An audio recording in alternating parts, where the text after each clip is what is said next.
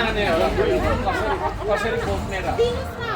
होइन मैले पक्रेँ मैले लेखेँ जति त्यही त मैले पक्रेपछि मैले भयो नि त के अरे मेरो भइहाल्छ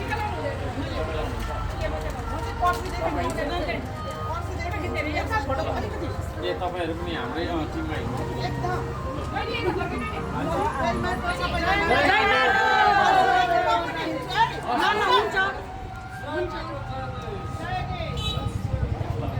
अहिले लाग्यो ल